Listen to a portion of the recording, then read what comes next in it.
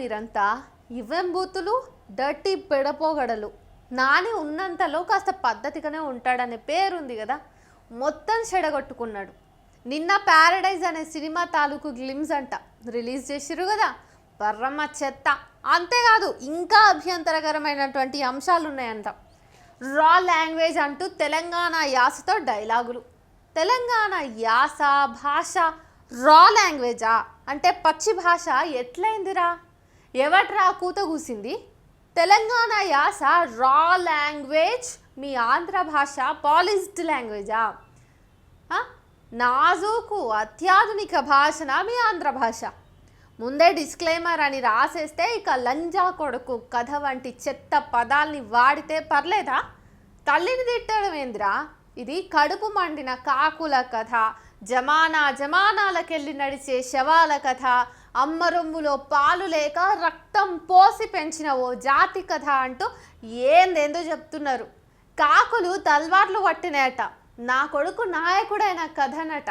సరే, అవేం కాకులో ఆ తల్వార్లేంతో తర్వాత సినిమాలో చూడొచ్చు, కానీ నా కొడుకు అనే పదాల్ని ఎప్పుడు ఎట్లా వాడతారో తెలియదా? పైగా శవాలు బదులుగా అదే భాషలో పీడుగలు అని రాయొచ్చు కదా. ఓకే, అవి అప్రస్తుతం, వాడి క్రియేటివిటీ వాడిష్టం. కానీ లంజా కొడుకు కథ అని చేతి మీద టాటూ, పర్రమ్మ వెగటుగుంది, చీప్ టేస్ట్. పైగా బ్యాక్గ్రౌండ్లో ఓ లంజా కొడుకు కథ అనిపించడం. ఇంకా ఈ నిర్వాకానికి తోడు ఈ సినిమాకు దర్శకుడట శ్రీకాంత్ ఓదెల ఓ ట్వీట్ కొట్టిండు. అదేంటంటే సంగీత దర్శకుడిని ఉద్దేశించి ఇట్లా, మా బక్కోడు కూడా రెడీ అట. సరే, ఆ బక్క అనిరుద్ సంగతి సరే, కానీ బాంచేత్ అనే పదం ఎందుకు వాడినట్టు? నువ్వు దర్శకుడివి, బాంచేత్ అంటే పదానికి అర్థం తెలుసా అసలు నీకు? దీన్ని నాని ఎట్లా అంగీకరించిండు? అందుకే అంటున్నా, అరే ఎవర్రా మీరంతా? అసలు ఈ లంజా కొడుకులు బాంచేత్ భాష ఏంది? పరమ దరిద్రంగా ఉన్నది పోకడ. అసలు చూడబోతే యానిమల్, కేజీఎఫ్, సలారు, పుష్ప అన్నీ కలిపి మిక్సీ చేసి దంచి మాస్ పోకడనా? బూతులే మాస్ అనుకోవాలన్నారా?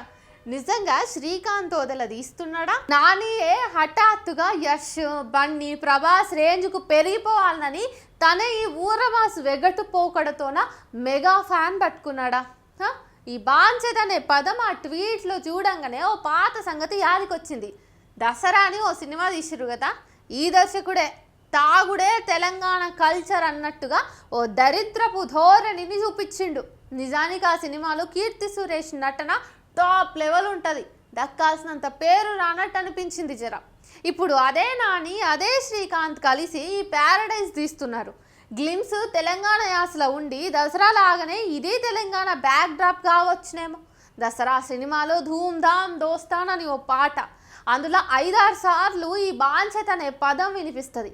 రచయిత కాసర్ల శ్యామ్ పాటల్లో బూతులు ఉండవు, బహుశా సంగీత దర్శకుడి పైత్యమై ఉంటుంది అందులో ఉన్న బూతులకు.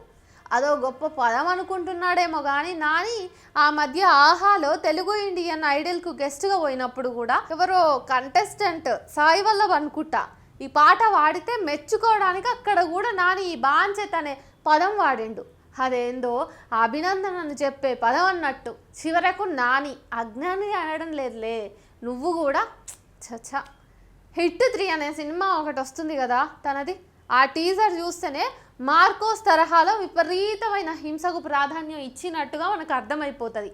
బూతులు, పావం నాని, ఏమైంది నీకు?